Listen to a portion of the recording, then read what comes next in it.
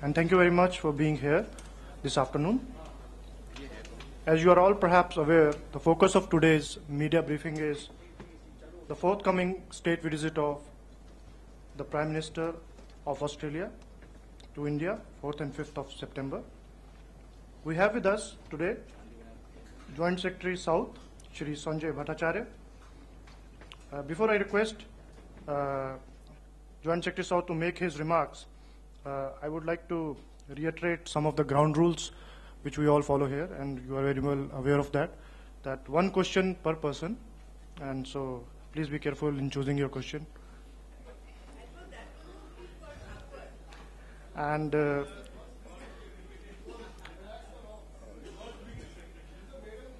also, it will be nice if you could briefly introduce yourself and the media organization which you belong. And the idea is to be fair to everyone so that everybody gets a chance to ask the question.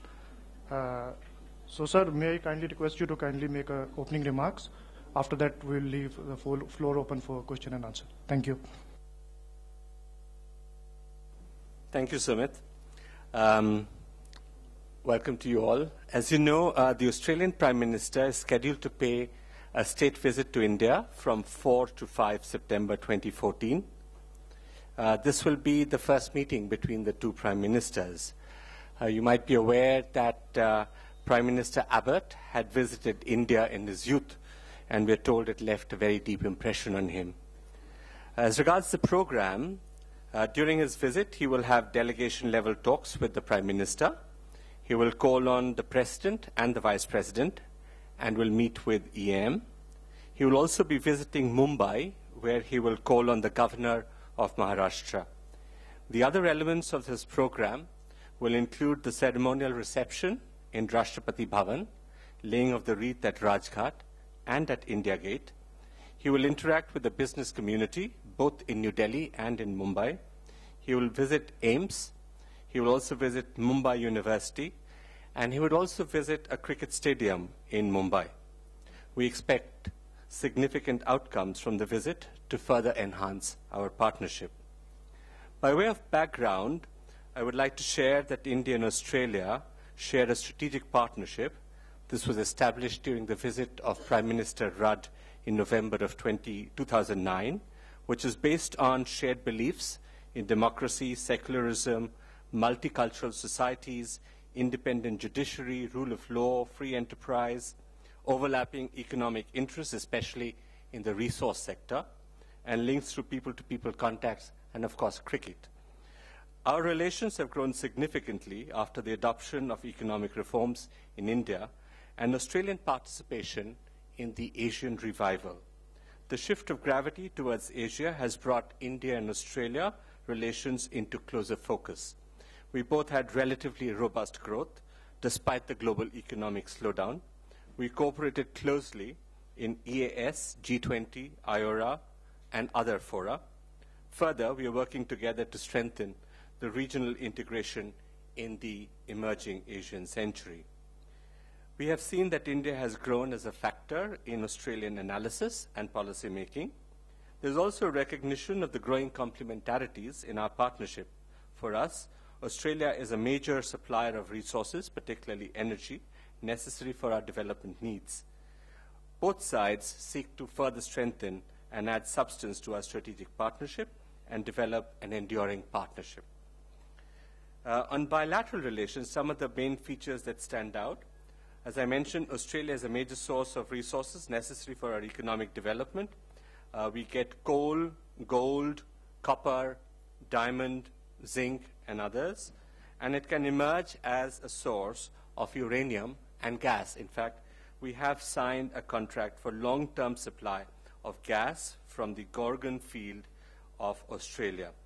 Indian investments in Australia are particularly in the resource sector, and they have grown over time, totaling over $10 billion. And there are many more that are in the pipeline. There is also interest in Australia to engage in our resources sector, including in exploration, supply of machinery, and of technologies. Prime Minister Gillard's visit to India in 2012 had seen the commencement of civil nuclear energy negotiations. We have had 5 rounds of negotiations since then, which have been very productive. Our economic engagement is a major pillar of this partnership. Trade and investments are strong and are poised for further growth, just as our growth in both our countries pick up. Negotiations for CECA are ongoing, and we've had 5 rounds of CECA negotiations. We both seek better market access for mutual benefit and to create an environment that is conducive to business and investments. The CEO's Forum, which has been established, can play a big role in bringing about business partnerships. Prime Minister Abbott is accompanied by a very large business delegation. I'm told of about 30 businessmen, including some of the leading business houses of Australia. Our political engagement is strong with annual summits, sometimes in the margins of multilateral meetings, regular dialogue at EM-FM levels, Foreign Office consultations, and sectoral dialogue in a range of items. We have close cooperation, as I mentioned earlier, in EAS, G20, and IORA. It's a very full relationship at the political level. Our defense cooperation is also strong and is based on the MOU on Defense Cooperation of 2006, as well as the Joint Declaration on Security Cooperation of 2009. We plan to have greater cooperation in high-level exchanges, exercises, training, and ship visits.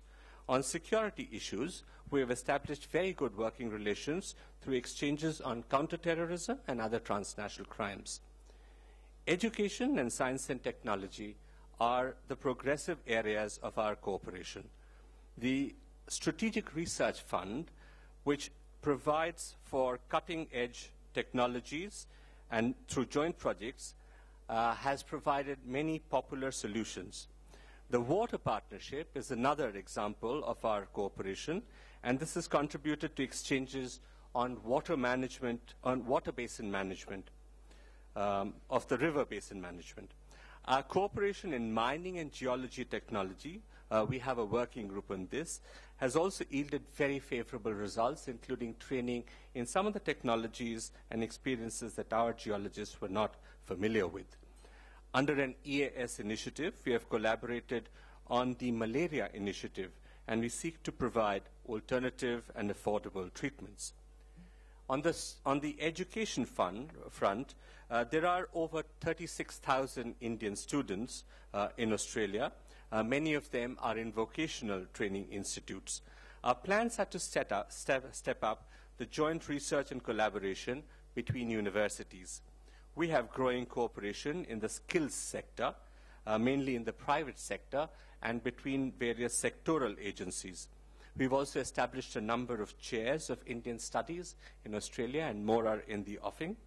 And we now see a growing presence of Indian faculty in Australian universities. At the same time, Australia has also committed towards contributing a chair on environmental and ecological studies in the newly established Nalanda University. The number of persons of Indian origin in Australia has grown over time and is currently over 450,000. They are well settled, mostly in professional capacities, and are spread across the country. A mini Pravasi Bharatiya Divas was held in Sydney last year in 2013. To conclude, I would wish to say that both sides wish to engage with each other. Prime Minister Abbott has been engaging with Australia's major Asian partners, and he is amongst the first heads of government to visit the new government in New Delhi. There is keen interest in Australia to take these relations forward, particularly in economic and regional cooperation. We share those sentiments. We believe that Prime Minister Abbott's visit will help promote our ties in various areas, give substance to our strategic partnership, and build a robust relationship with an important partner in the Asia-Pacific. Thank you.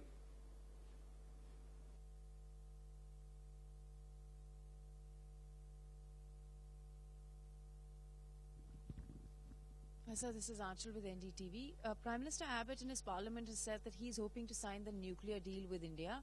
I'd like to ask you if you can, if you can confirm that for us, and how, if we are signing it during this trip, how has that come about? what went into getting this deal signed?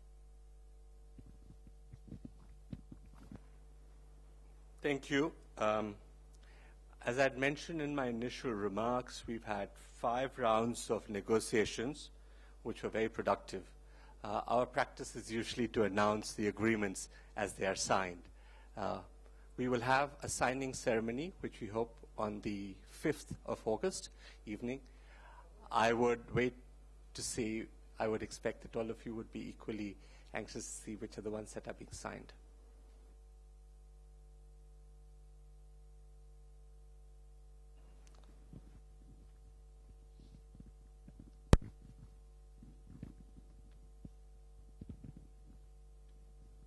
Sanjay, at one point of time, there was a lot of talk, especially when Shinzo Abe was Prime Minister the first time, about a quadrilateral between India, Australia, US and Japan. Is there any move towards that? Defense cooperation, sort of joint exercises between these 4 countries? I think maybe that's in 2 parts. On the quadrilateral, frankly, there has been no move on that. As regards defense cooperation, and you mentioned about naval exercises, you would recall Defense Minister had visited Australia last year, and there was a decision that we would have the first bilateral naval exercise in 2015. We would wish to go ahead with that.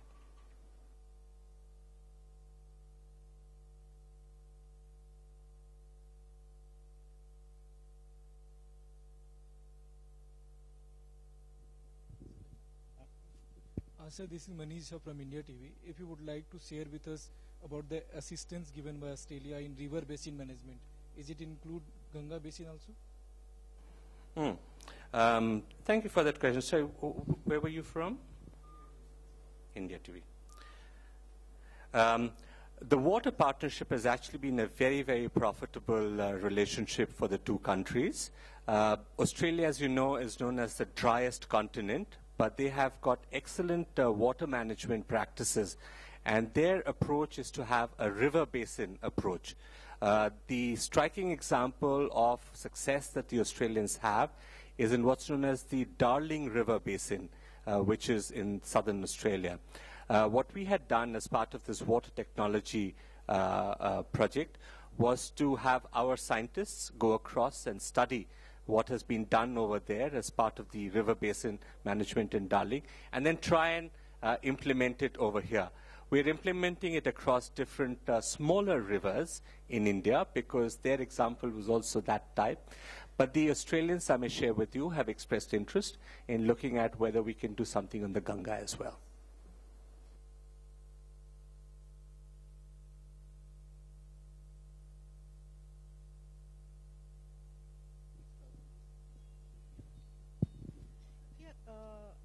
I'm Huma Siddiqui from the Financial Express.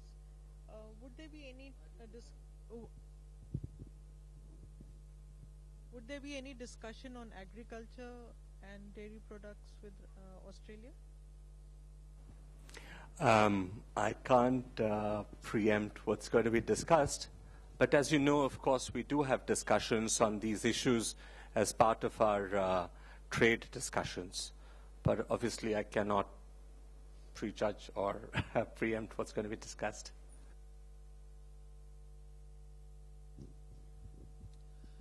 Venkat Narayan, 7 Network.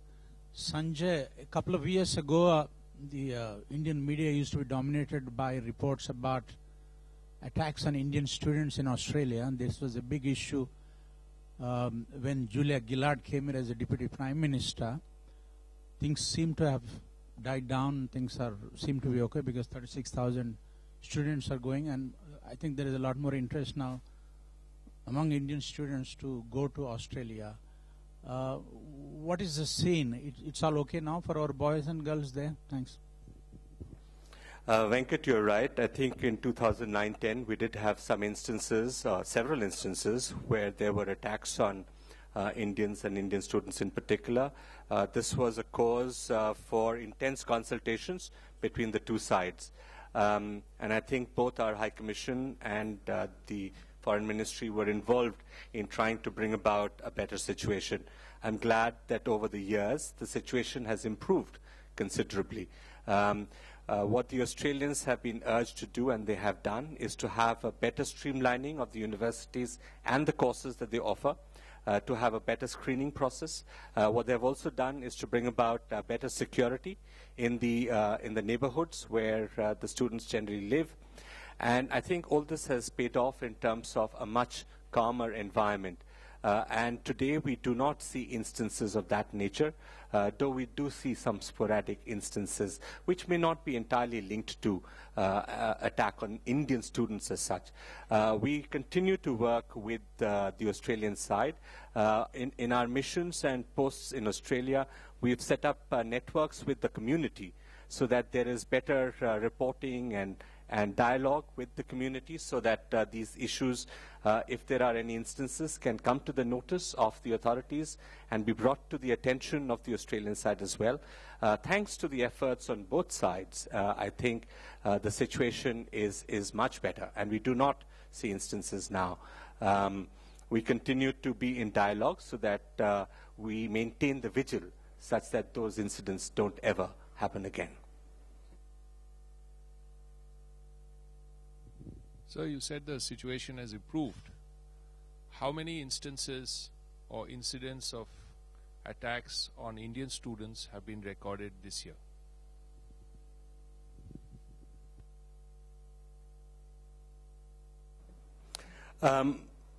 I don't recall any instances this year, but we can check and get back to you on that.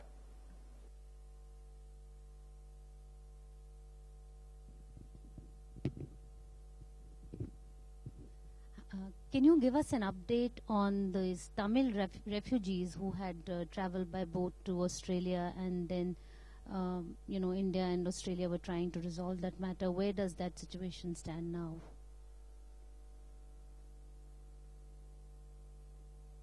Yeah.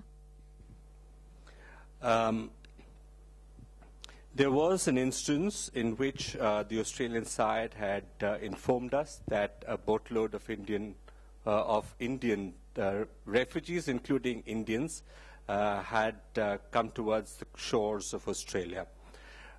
We had intense discussions with the Australians on that. In fact, the Australian Immigration Minister had visited India for that purpose, and he had met with the EAM as well as the Home Minister.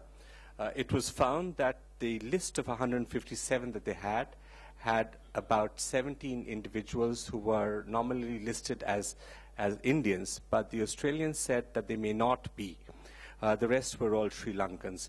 We understand, we told them that we would be very open to having all Indians back if we could establish their citizenship. Unfortunately, these people were not in a position to give consular access for us to ascertain their citizenship.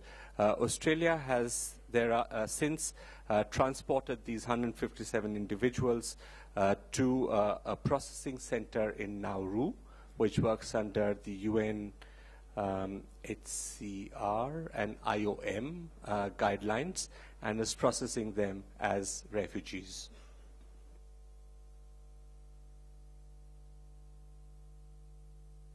The large number of students are studying in Australia. Could I get the breakup? What is the figure in Australia, or in terms of the reciprocal Australian students in India?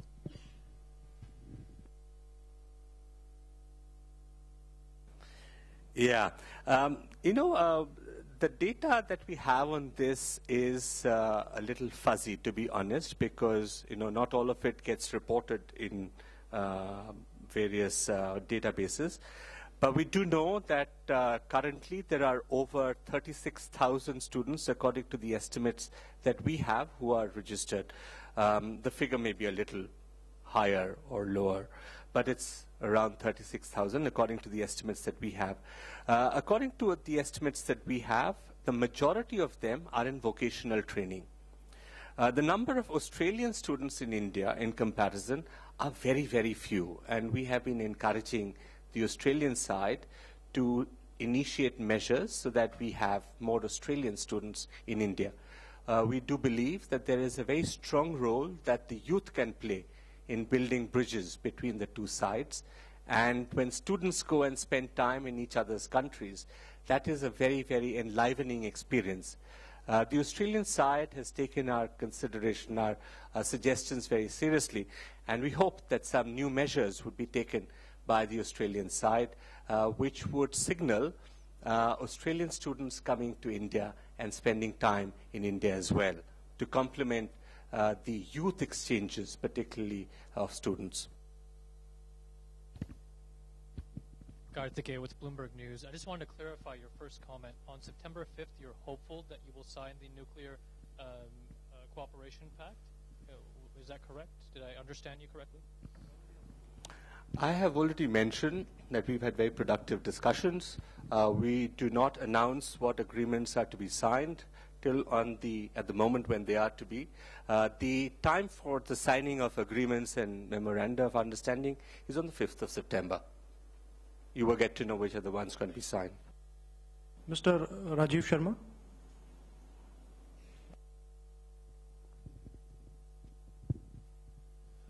Sanjay, would you like to comment on the rather shifty nature of Australian diplomacy? In 2006-7, under pressure from China, they had unilaterally killed strategic quadrilateral. They had unilaterally killed strategic quadrilateral. Now, under pressure from US, they have cancelled their uranium deal with Russia. Now, would you like to comment on this aspect of Australian diplomacy and whether the same thing, whether this thing, the coming nuclear deal with Australia, will it have some protective measures with regard to that? Sir, you can choose one of the questions which... Okay, that is... I think we recognize that there is a dynamic in the Asia-Pacific region, and we recognize Australia as an emerging player in this area. We have therefore established strategic partnership with Australia in 2009. We wish to build our relations further with Australia, as we do with many other countries. So we will continue to build and strengthen our partnership with Australia.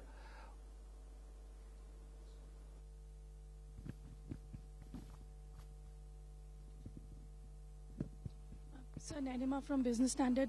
Just wanted an update on the CICA talks because they have been almost complete under the previous government. Is there any likelihood of that getting concluded finally? We all believe that a CICA would contribute to growing trade and investment flows and will be beneficial. But we would need to see that we get an agreement that is actually mutually beneficial. When we get that, we will certainly have a conclusion on CICA. Our negotiators are working in earnest. Yes, so this is Gautam from Pratidin. The question relates to cricket. You know, the Australia has a very good museum on Don Bradman. So whether this museum, during this visit, so whether any kind of tie-up with the Indian counterpart or visiting this museum in the Indian cities? I'm glad there's finally a question on cricket, because that really is a very strong bond. The other is really Hollywood, but Bollywood. But on cricket, as I mentioned, Prime Minister Abbott is scheduled to visit a cricket stadium during his visit to Mumbai. He will meet three very prominent cricketers over there: Sachin Tendulkar, Adam Gilchrist, and Brett Lee.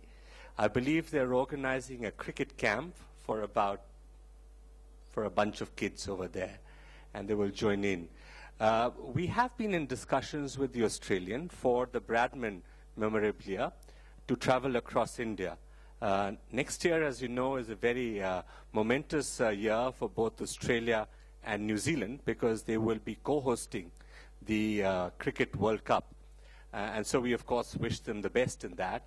And it would be interesting if at that time or around that or sometime next year, the Don Bradman memorabilia can go around in India. We've been working on that. So I think cricket will be a very strong bond as we take this relationship forward.